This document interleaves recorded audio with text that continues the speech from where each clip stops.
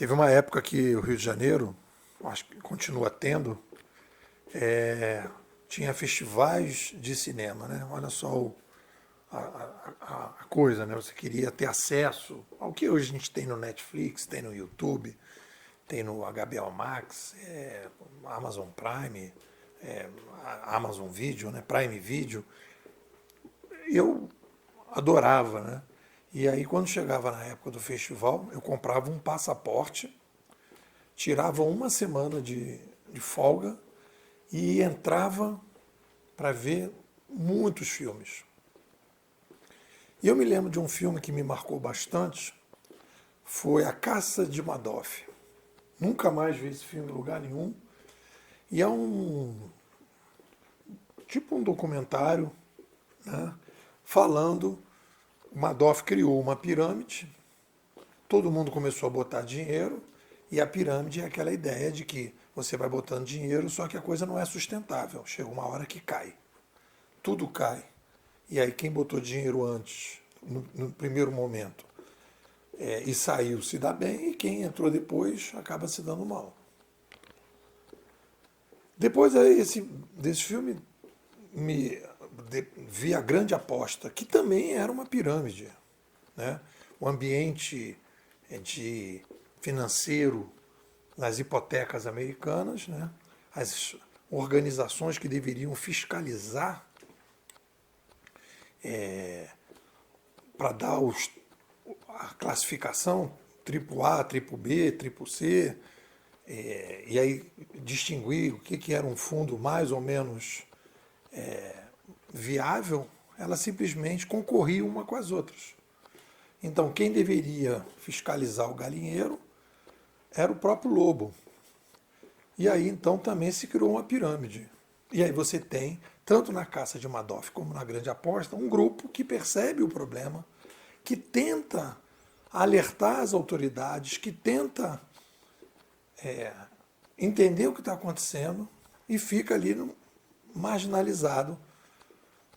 E no final das contas eles conseguem eles conseguem enxergar antes.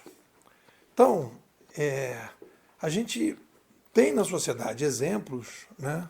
E aí você pode também pegar lá o Mindhunter, análise dos perfis dos serial killers, que é uma série do Netflix, que é muito interessante, né? Também aquele Unabomber, também já falei dele, em que você tem um grupo pequeno que começa a tentar rever os paradigmas e as pessoas não aceitam, etc, etc. Ou seja, a gente tem um problema na sociedade que isso está no livro do Thomas Kuhn, que se você não leu ainda, eu recomendo que você leia. É um dos melhores livros sobre inovação, que apesar de a gente não falar disso, o Thomas Kuhn ele faz uma análise na ciência, ele é um físico americano, que eu chamo de epistemólogo, ele faz uma análise da ciência mostrando que a verdade é provisória e progressiva, e que em determinados momentos a verdade entra em crise. A gente tem determinadas formas de pensar e agir que entram em crise, e aí então a gente começa a viver uma anomalia. Eu tive ontem comentando, e amanhã vou comentar de novo, né? Provavelmente vou comentar amanhã de novo, o livro do Guilherme Horn sobre inovação organizacional, e ele está imerso no paradigma do que eu estou chamando nesse artigo da ciência, da subciência social da administração. Espera aí, Nepo, por que é uma subciência? É uma ciência menor? Não, ela não é uma ciência menor. Né? Se eu chamo, por exemplo, se eu tenho um clube, eu tenho uma subsede na praia, a subsede da praia não quer dizer que ela é menor, ela é uma filial de uma sede maior. Então não é um pejorativo, subciência, não é uma ciência menor. É simplesmente dizer, olha, existe uma ciência maior, que é a ciência social, em que os paradigmas da ciência social definem os paradigmas da subciência. E nesse artigo eu estou dizendo que a gente tem uma anomalia primária na ciência social 1.0 e uma anomalia secundária nas subciências, na educação, na administração, que não conseguem entender o tamanho da mudança que a gente está passando.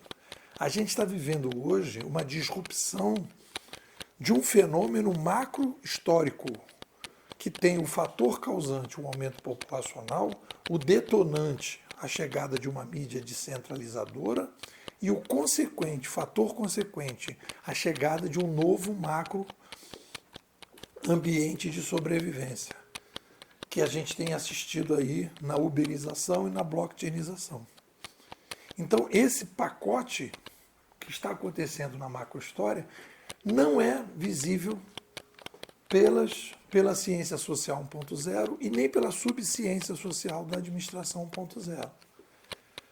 Aí quando eu venho trabalhando, né, nessa coisa da inovação organizacional e acabei deixando de trabalhar nisso, né, não é mais o meu foco principal, foi 2006 o livro Conhecimento em Rede, o livro Gestão 3.0 e o livro Administração 3.0.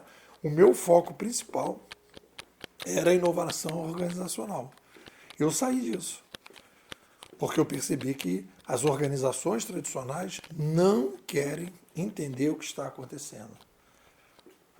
Não é que elas não entendem, elas não querem entender. E aí bate com o que o Thomas Kuhn já me dizia no livro dele.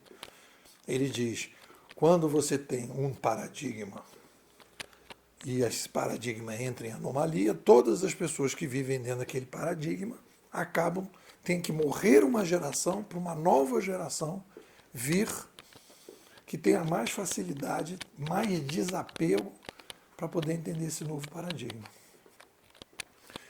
E aí então, o que acontece?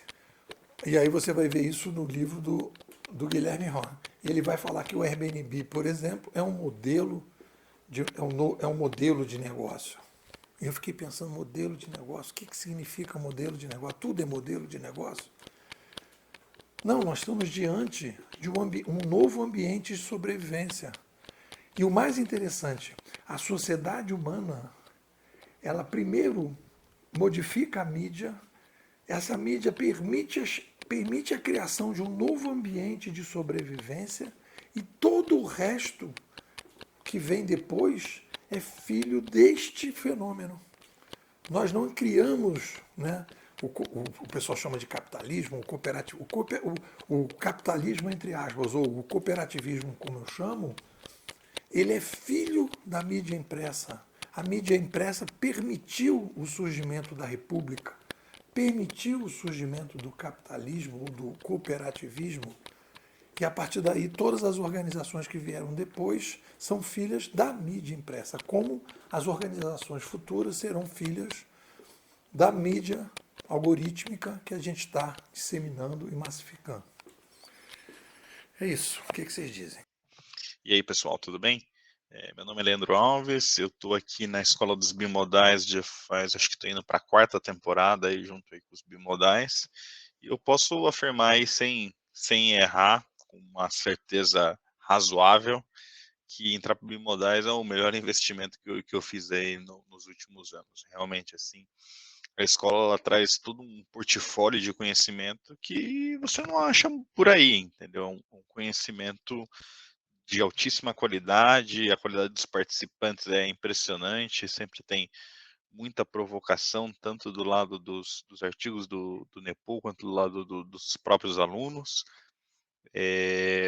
Você encontra gente de background muito diferente, muito distinto.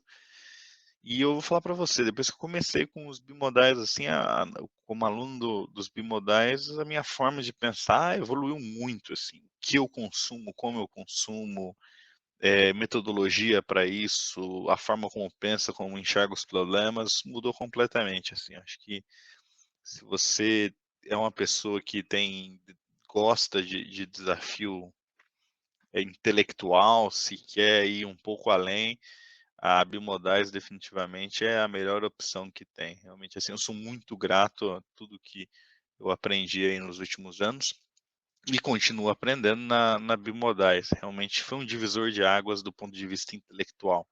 Para mim é realmente um grande prazer fazer parte desse projeto. Vale super a pena, hein? Um abraço, tchau, tchau.